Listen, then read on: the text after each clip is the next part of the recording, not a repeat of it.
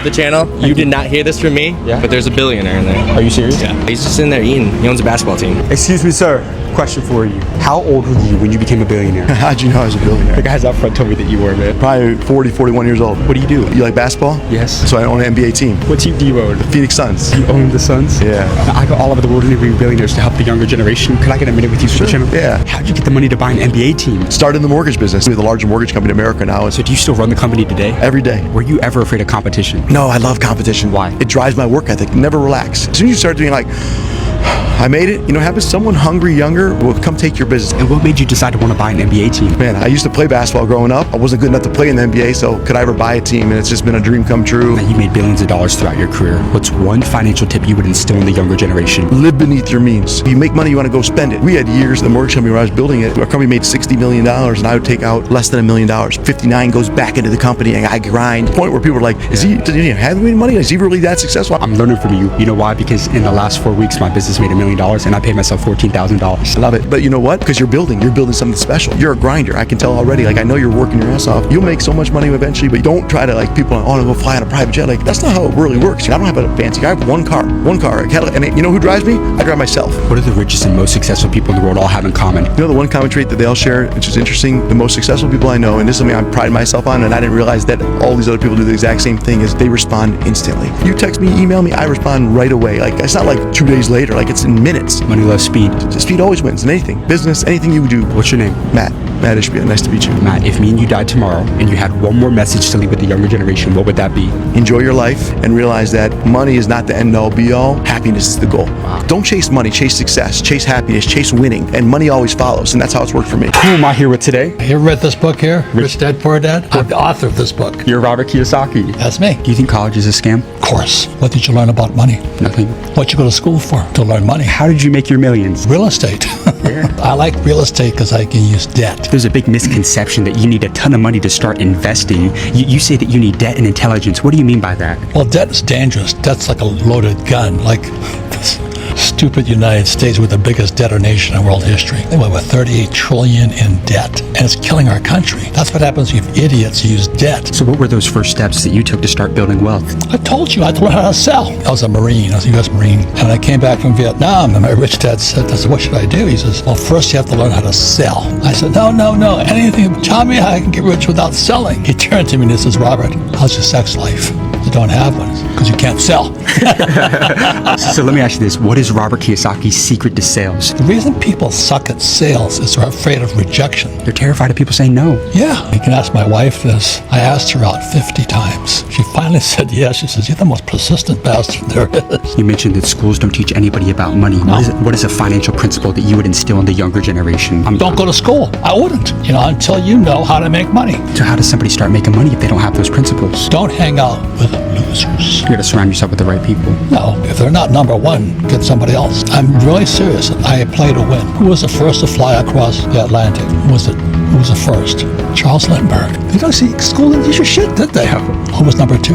Nobody cares. See, if you're not number one, nobody cares. That's a bar right there. School teaches you if you make mistakes, you're stupid. But this is the best part about it. I flunked out of school twice as I can't write. And this book is still number one in the world. Screw you, school teachers. Excuse me, sir. Sir. Yeah. Sir, question for you. I've seen your video. Yeah, is this your Rolls Royce? If I have the key, does that mean it's mine? It's yours, yes, sir. How did you get rich? I've seen your videos. What did you do? The defense industry. The defense industry. How big is that popping right now? We know what's going on in the world. As long as they're enemies, there are going to be wars. And that's all I'll say How old are you about today? that. How old are you today? You never ask a woman her age. Yeah. Let me ask you this. Last question. Let me get 2 or 3 quick ones. It'll be worth it. I promise you. We've got 22 million followers. We've interviewed 48 billionaires. We've interviewed on the channel. Okay, Did you come from a rich family? No, dirt poor. Dirt poor. Dirt poor. What was But your my turning mom point? told me. What'd your mom tell you? To get out of this poverty circle, read more, write more, network more.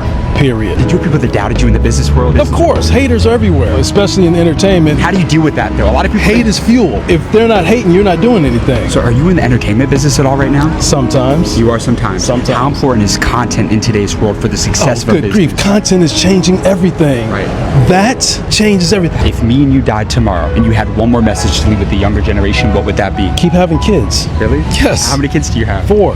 You have 4 kids. 4 kids. The Bible says be fertile and multiply. And multiply. And each child is a blessing. Excuse me, guys. Who's the richest person here? You're the guy that interviews millionaires. I interview billionaires. This guy's a billionaire. How did you get rich? I own thousands of apartments. What was the most amount of money you made in a single year? 250 million. Did you come from a rich family? Oh, of course not. How'd you get the money to buy real estate? I used other people's money. And I go all over the world interviewing billionaires. Can I get a minute with you for the channel real As long quick? as it's just a minute. I need you to give me a secret right now. What's your best tax hack for anybody in business when it comes to buying? Oh man, I got one right now. Give it to Actually, me. no, I don't want to give it up to you guys. Give me one. Come on, give me one. Are you sure? Yeah, I need it. All right, I started a new company. Okay. It's a media company for billboards. Okay. So billboards qualify for what's called a land improvement. So they're not actually real estate. So they qualify for 100% bonus depreciation in the year that you buy them. So we're in the process right now of closing a huge deal. This is game right here. Yeah, You know that, right? And they're you basically get 100% write-off, and you get massive cash flow, and they're long-term holds. How did you buy real estate without money? Sure, it's really simple. I had to learn the system, and I didn't know the system at first. We bought $603 million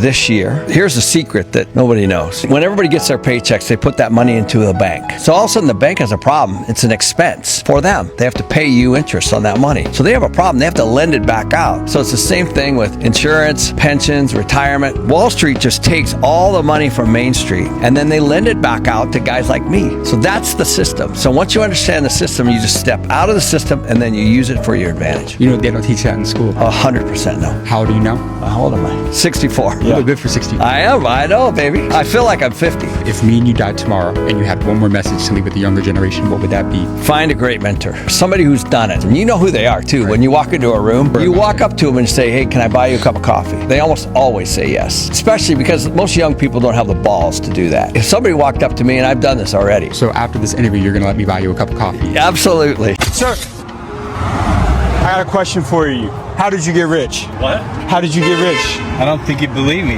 What do you mean, man? I go all over the world. I'm going all over Beverly Hills interviewing the richest people. I follow you. I know who you are. How did you get rich, man? I invented the massage gun. You invented what? The massage gun. When? Years ago. I got my dad like a Theragun for Christmas one year. Yeah, that's my company. And how much money did you make selling massage guns? I can't tell you that. What was the big issue you had at your business? What's the big issue you had? We've done 400 million. Are you serious? Yeah. Could I interview you for a minute real quick? Yeah. How the hell did you even invent the massage gun, man? Like this is such a niche business idea that you came up with. How did you invent this thing? I was in a motorcycle accident. I'm a chiropractor, and I was in a motorcycle accident in 2007. A lot of people don't know this, but it was made from fixing pain. Necessity is the mother of invention. So you turned your pain into a multi-$100 million business. Yes. Did you have people that thought that you were crazy when you came up Hell with this yes, idea? I did. Yeah. I also think that's one of the ingredients. If you're doing something, if people are watching this are doing something, and you have your friends and family challenging you, like, what are you doing? That's kind of means you're on the right track. Now, do you own the patent on the massage gun? Yes. You do? Yes. So there's some money to be made there as well. Oh, yeah. So this is a secret right here because nobody talks about this. But owning the patent, you can make a lot of money off of it. You have to own the IP. Your intellectual property is so important. And This is in any business. This is in any business. Literally, the triangle that we have of our Theragun is what's patented. So anyone that has a triangle, we can shut them down. I'm gonna throw it in there, right? Product is everything. Product's the end game at business. What's the secret to finding a winning product? Have you ever heard of Ikigai? No. It's a Japanese term that talks about how you find what's right for you. Anyone's listening, look it up, Ikigai. And it takes what makes money, what you're good at, what helps the world. When you put those things together, that ultimately is success. Excuse me, sir. Sir, how old were you when you became a millionaire? I'm not interested. So real quick, sir, I grew channel to 18 million followers. I've interviewed 31 billionaires in the last 4 years. I appreciate it. Could I show you just for 30 seconds? I know you're an entrepreneur. I know you'll respect what I do. I've interviewed 31 billionaires. Let me show you what I do real quick. This is me. No, I totally believe you. I'm just super private guy. I got you. so, Let me just ask you, yeah. what type of companies did you own? All software. Technology. Fintech. So what was the biggest year that you had? Like, what was the most amount of money you made? Well, that I can't share. Would you say more than 100 million? Yeah.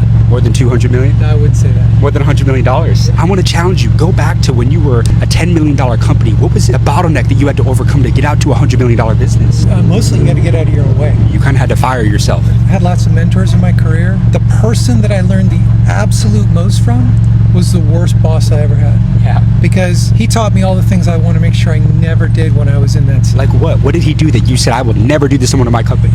not listening to people around you, hiring talented people, but then telling them what to do versus listening to their thoughts and ideas, trying to intimidate people to meet deadlines that are unrealistic. I mean, it's a long list. Do you think everybody's built for entrepreneurship? No. Why not? You got to be willing to take risks. How did you sell your software at a large scale? It's competitive in the tech industry. What did you do to stand out? Well, you got to first focus on value. How did you get to the pain point of the customer? Because you hear all the time that if you solve people's wants and needs and problems, you get rich. When you are starting a company and you've got all these great ideas, you're not burdened with customers. The minute you start getting customers, all of a sudden you start changing your strategic plans. You act reactive instead of still thinking strategically. And how do you know? Ooh, I'd rather not say. If me and you died tomorrow and you had one last message to leave with the younger generation, what would that be? The way we've always approached business is don't ever skate to where the puck is. Because by the time you get there, it's gone. Don't be so quick to jump ship.